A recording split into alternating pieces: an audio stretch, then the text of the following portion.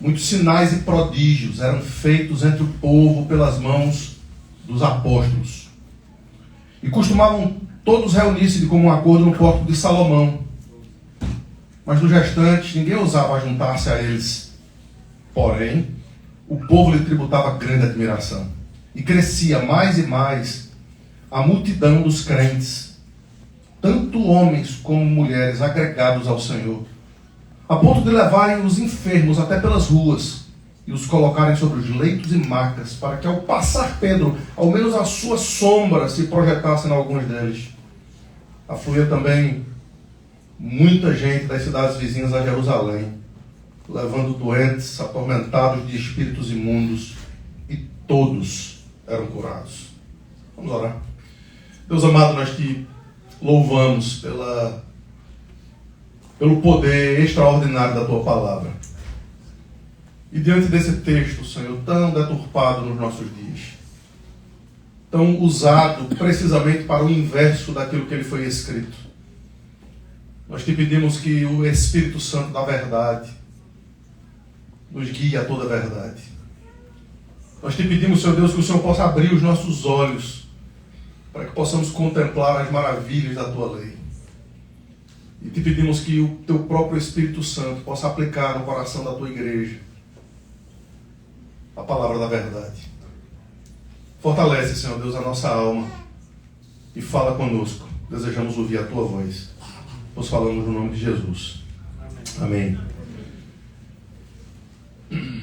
Eu não sei se você gosta de fígado. As cabeças estão girando para todos os lados. Fígado é um tipo de alimento que ou você ama ou você odeia. Eu amo fígado. Gosto demais. Se você quiser me convidar para a sua casa e tiver fígado, pode convidar que eu vou. Aceboladinho. Essa semana aconteceu algo parecido. Eu estava andando com o Oreb e com o David e eu disse assim: eita, tem açaí aqui. O olho de David brilhou. Ele começou a babar. Disse: rapaz, vamos entrar nesse negócio. O Oreb quase tem açaí. Que negócio sem graça. O Evangelho, ele tem precisamente essa mesma reação nas pessoas. Algumas pessoas são repulsadas, elas têm repulsa ao Evangelho. Se você falar de Jesus, se você falar daquilo que você crê, muitas pessoas vão rejeitar você. Mas por outro lado, o Evangelho é atraente para muita gente. O Evangelho é como a gente cantou aqui, a beleza dele nos leva a adorá-lo. E é porque somos atraídos pelo Evangelho que estamos aqui nessa manhã fria. Eu tenho certeza que foi difícil para muita gente sair de casa aqui. Alguns que vieram um pouquinho longe também. Mas a gente vai usar esse texto daqui a pouco. O apóstolo Pedro vai dizer: para onde iremos? Se só tu tens as palavras de vida eterna. Lucas aqui ele vai continuar a falar sobre a ofensiva violenta dos religiosos. No próximo texto, se você ver aí a partir do versículo 17, você vai ver que o sumo sacerdote e os saduceus, eles odeiam o que está acontecendo. Veja, os apóstolos estão fazendo coisas boas. Eles estão pregando o Evangelho, eles estão curando pessoas, eles estão libertando almas dos espíritos imundos. Mas os religiosos odeiam isso e fazem uma oposição tão grande que, ainda nesse capítulo, Pedro e João vão ser açoitados. E ao serem açoitados, com as costas manchadas de sangue por conta do chicote, o texto vai dizer que eles saem dali regozijantes, porque eles foram achados dignos de receber afrontas pelo nome de Cristo. Eu não sei se você já passou pela experiência de receber afrontas pelo nome de Cristo. Dói. Mas é glorioso. É maravilhoso. Mas alguns dos religiosos, como os fariseus, por exemplo, eles começam a ser um pouco mais moderados aqui. Os saduceus não. Os saduceus eram de uma espécie que queriam a ruína da igreja. Mas os fariseus começaram a dizer: mas peraí, Gamaliel entra aqui na história, no final desse capítulo, dizendo: vamos ver se isso é mesmo de Deus, vamos esperar para ver o que acontece. E eles vão ver o que acontece. Mas, no meio de tudo isso, é impossível esconder que, a despeito da disciplina de Ananias e Safira, a despeito da oposição dos religiosos, Lucas não consegue esconder a euforia do povo, a alegria das pessoas por poderem estar ouvindo a mensagem pura, simples, direta e atrativa do Evangelho. E é exatamente aqui que, antes de tudo isso acontecer, o apóstolo diz o seguinte, Lucas diz o seguinte, versículo 12: muitos sinais e prodígios eram feitos entre o povo pelas mãos dos apóstolos, e costumavam todos reunir-se de comum acordo no pórtico de Salomão. Deixa eu explicar só o lugar aqui. Talvez eu já tenha dito isso antes, mas uma repetição não tem problema não. O pórtico de Salomão era o único lugar do templo que ainda não tinha sido destruído. O templo que Salomão construiu lá atrás, lindo, extraordinário, bonito, suntuoso, ele tinha sido todo destruído algumas vezes. E estava para ser destruído, agora sim, por completo, no final dessa geração. Jesus tinha dito isso. E no ano 70 ele foi destruído. Mas aqui, a gente percebe que ainda havia uma sala, um pórtico, que nunca tinha sido destruído. E por algum motivo, de comum acordo, era ali que as pessoas mais se reuniam. Os cultos dos crentes eram ali, muitas vezes, naquele templo. Mas note como a mensagem apostólica era autenticada pelos milagres que eles faziam. A mensagem dos apóstolos, de certa forma, era selada diante dos olhos das multidões, diante dos olhos dos religiosos e do povo, por conta do poder extraordinário que aqueles homens tinham nas suas mãos de fazer coisas impressionantes.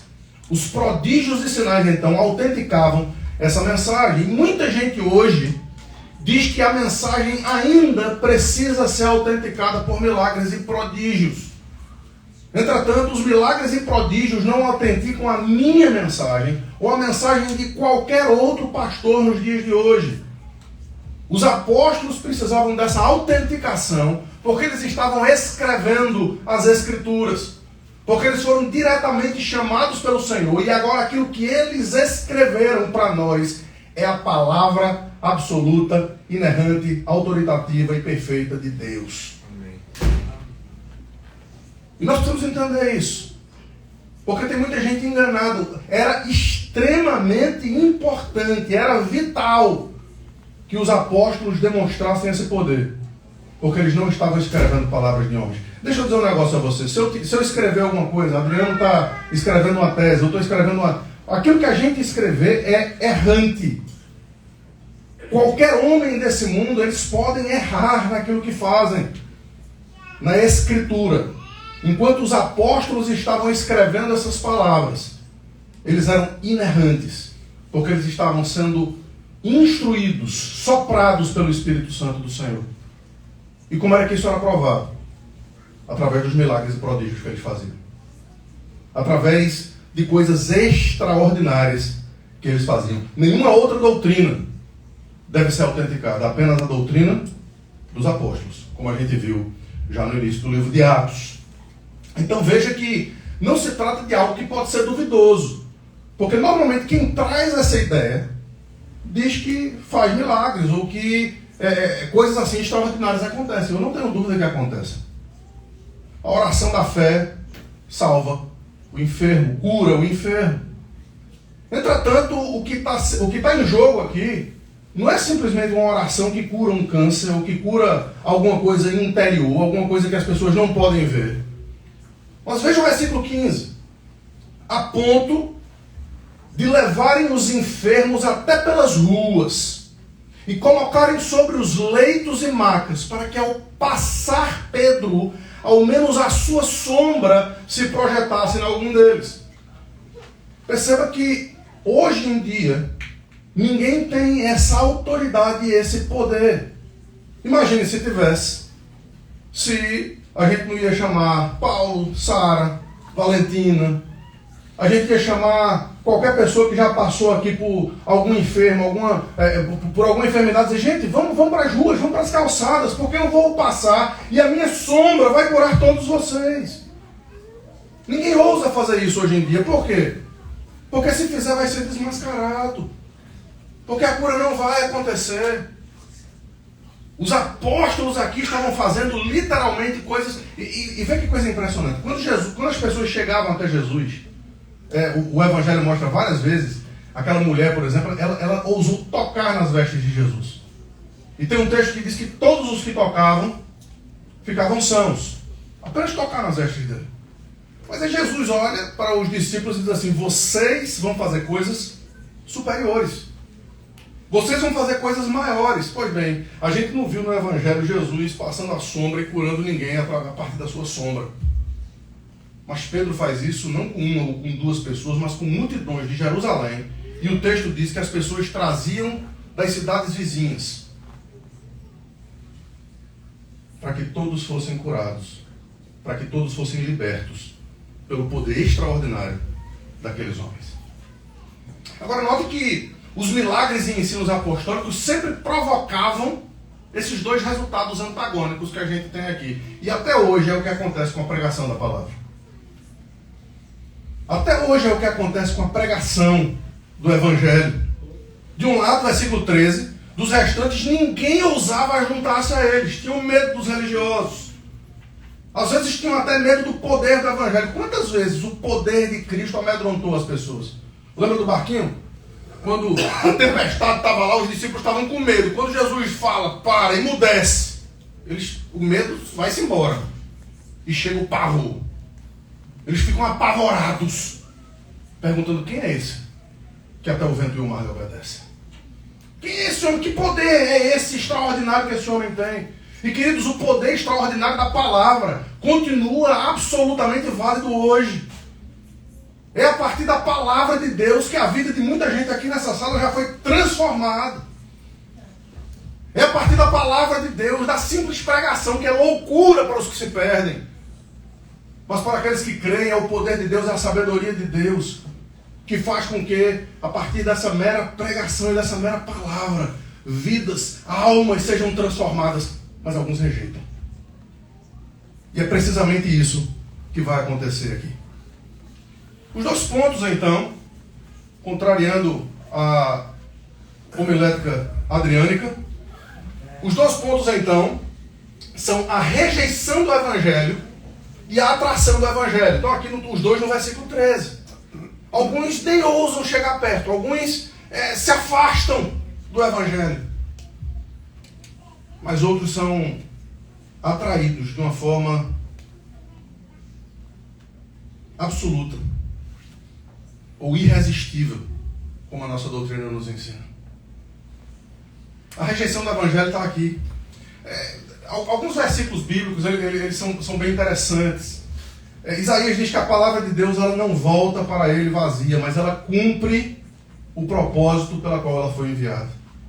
E esse propósito é salvação para alguns e condenação para outros.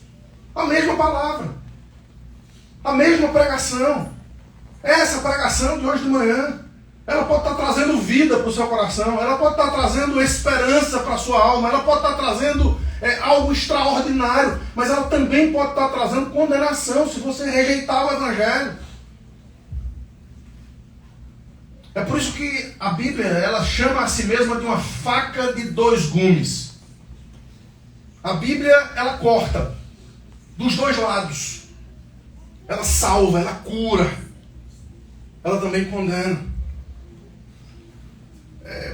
Uma imagem linda que o apóstolo Paulo traz ali em 2 Coríntios é dizendo que o Evangelho, o poder do Evangelho traz para alguns cheiro de vida para a vida, mas para outros cheiro de morte para a morte. A imagem militar das flores que são trazidas, né, para aqueles vencedores que entram. A imagem é a seguinte: os vencedores da guerra trazem os escravos de guerra e entram na cidade. Imagina, entrando na cidade, e a partir do momento que eles entram na cidade, o povo está ali recebendo com pétalas de flores. E aquelas pétalas de flores exalavam um perfume. Aquele perfume para os vencedores era cheiro de vida para a vida. Aquele perfume daquelas flores estava lembrando àqueles homens guerreiros que eles haviam vencido a batalha.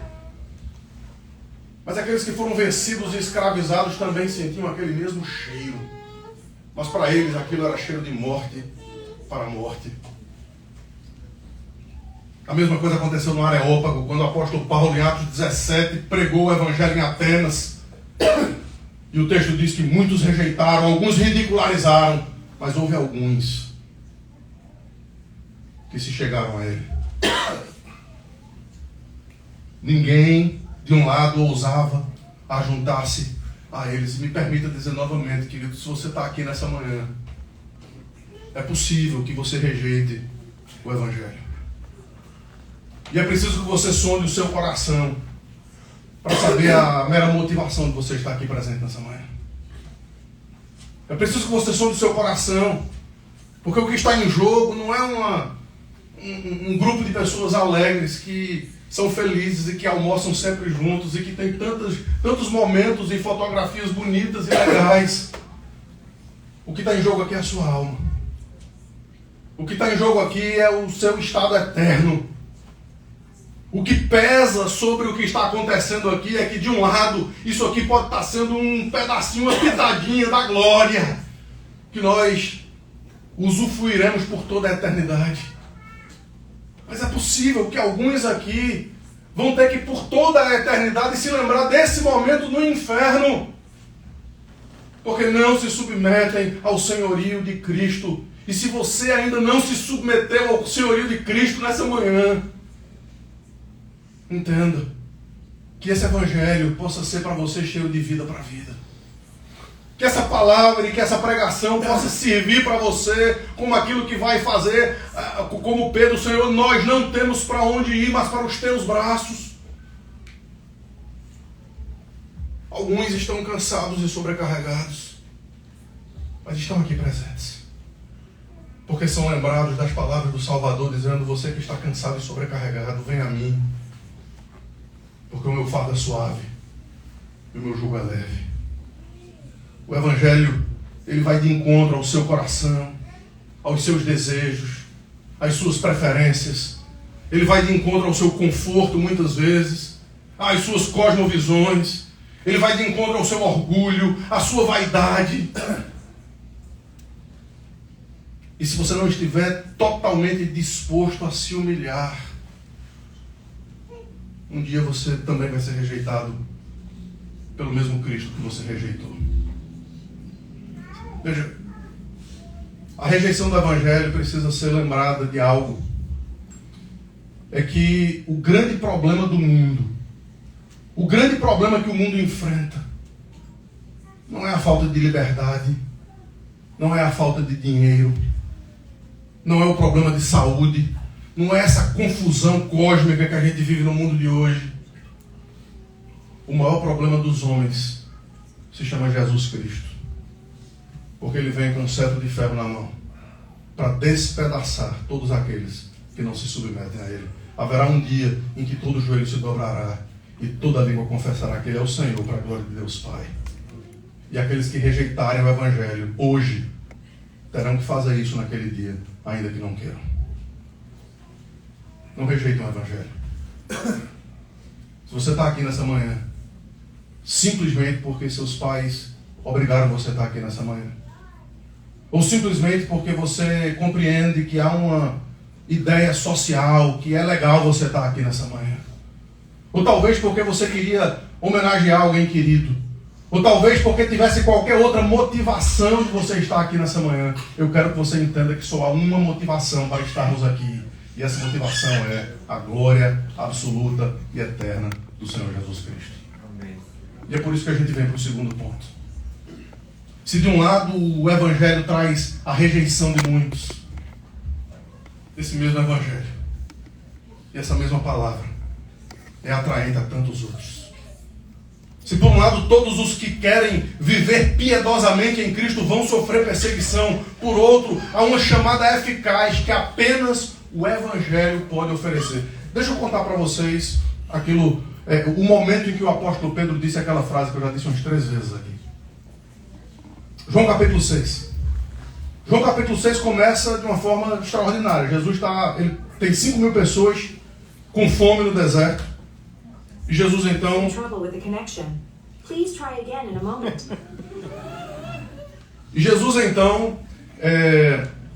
E Jesus então pega 5 pães ali, 2 peixinhos, e ele distribui. E ele começa a dar para as pessoas, e aquilo tem tanto pão que sobram 12 cestos de pão e de peixe. Algo extraordinário.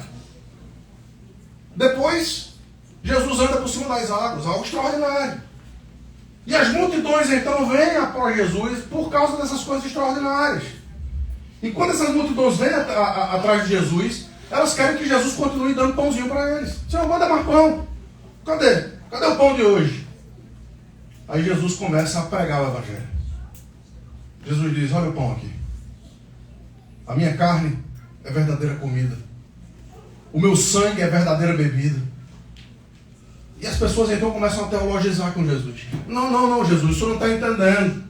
Lá no deserto, lá os nossos pais, eles receberam pão todo dia. O manazinho, é isso que a gente quer, todo dia. Aí Jesus diz, não, vocês não estão entendendo. Eu sou o pão da vida. É de mim que vocês precisam. Não é só de pão que vai viver o homem, mas de toda a palavra que procede da boca de Deus. A gente viu isso aqui no domingo passado. É de toda a palavra, é disso que a gente precisa. E de repente, aquelas pessoas se escandalizam com a pregação de Jesus. E as multidões então vão embora. Só aqueles 12 homens ali.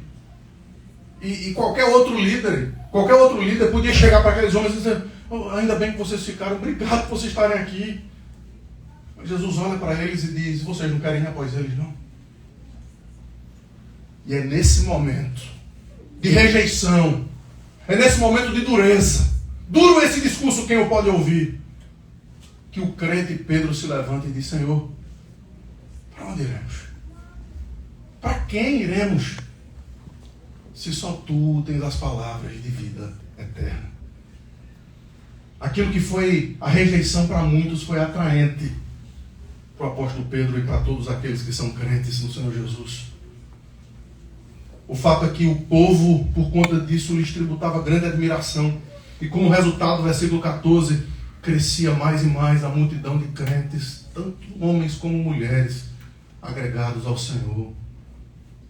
Ah, queridos, a palavra de Cristo é a nossa única atração. A palavra da verdade, o evangelho puro, simples, que penetra no coração, que machuca, que chama o pecado de pecado, que mostra precisamente o espelho para ver a nossa feiura, a nossa desgraça, a nossa depravação. É esse evangelho que escandaliza, que pode trazer para nós esperança, salvação, glória, alegria. A mesma lei que nos condena é agora a lei que nos atrai, porque Cristo cumpriu a lei em nosso lugar. E a perspectiva não é outra. Nós não temos absolutamente mais nada a oferecer. O apóstolo Pedro já passou por algo parecido. O homem estava ali pedindo esmola. E Pedro disse, eu não tenho ouro nem prata. Nós não temos ouro ou prata. Tem muita gente que se agrega à igreja aqui em Orlando ou em cidades assim, porque querem alguma benesse, porque querem algum contato com os seus negócios, porque querem de alguma forma ajuda na sua questão migratória. Meu querido, se for essa a razão de você estar aqui, eu digo, tem muitas igrejas aí que podem lhe oferecer isso. Mas nós vamos continuar oferecendo única e exclusivamente o Evangelho. A palavra da verdade. É isso que está em jogo aqui. John Stott, falando sobre esse texto, diz assim, essa situação paradoxal tem ocorrido muitas vezes desde então. A presença do Deus vivo, manifesto na pregação do Evangelho, é alarmante para alguns e atraente para outros. Alguns fogem de medo, mas outros são atraídos pela fé. Que você seja atraído pela fé. Que você entenda que independentemente das circunstâncias e das situações, Há um rio que procede da cidade de Deus, que brota do trono do Altíssimo. E ainda que a terra se transtorne, e ainda que os montes tumultuem e espumejem, o nosso Salvador continua absoluto, perfeito e reinando soberanamente sobre todas as coisas. Os amigos, o Evangelho verdadeiro é de fato atrativo. E talvez você esteja sendo atraído por esse Evangelho nessa manhã. Talvez, mesmo fazendo parte de uma igreja por algum tempo, você esteja entendendo, Deus, o Espírito Santo esteja falando ao seu coração que tem muito mais para você fazer e se achegar e crer na pessoa do Salvador. Talvez tendo dado ouvidos a tantas vozes até o dia de hoje, você esteja como Pedro dizendo: Senhor, para onde iremos? Para quem iremos? Como Stott disse, isso tem acontecido ao longo da história. Muitos vinham para ser curados apenas, ou para receber alguma benesse que a igreja poderia oferecer. Mas muitos estavam deixando para trás realidades espirituais terríveis. No versículo 16: afluía também muita gente das cidades vizinhas a Jerusalém, levando doentes e atormentados de espíritos imundos, e todos eram curados. Eu não sei o que tem atormentado você, os seus vizinhos. Eu não sei o que tem atormentado a sua vida ou alguém da sua família, mas eu sei o que pode livrar você dessa tormenta.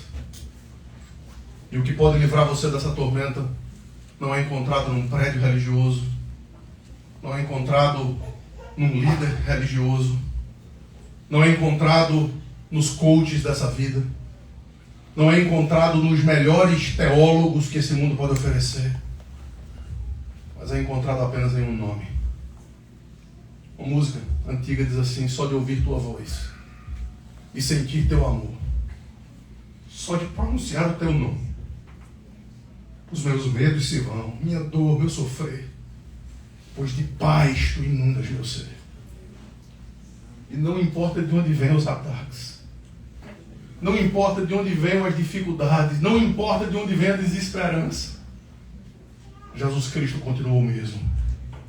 Aquele que morreu na cruz do Calvário, aquele que pagou o preço eterno por conta das nossas mazelas e das nossas inquietações e das nossas dúvidas, Ele traz para mim e para vocês essa palavra absoluta que pode transformar a nossa vida de uma vez por todas. O mesmo Evangelho que julgará a muitos, como julgou Ananias e Safira no texto anterior, salvará muitos também, atraídos pela cruz do Calvário. Se entregue a Jesus Cristo, não como simplesmente para fazer parte de um hall de membros de uma igreja evangélica, mas se entregue para Ele como quem não tem absolutamente outra coisa a fazer, outro interesse maior. Entregue-se completamente para Ele. Entrega o teu caminho ao Senhor. Confia nele e o mais Ele fará. Que a gente possa de fato entender que as oposições virão, está aqui na continuação do texto, mas quando a gente tem a perspectiva na glória e os pés no chão, a nossa perspectiva e a nossa cosmovisão muda completamente, para que a gente possa entender que o Evangelho é a nossa única saída. Se muitos, e se você até hoje tem rejeitado esse Evangelho, que a pregação simples da palavra possa ser atraente para você nessa manhã. Pedir a Adriano que possa vir aqui e fazer uma oração para a gente.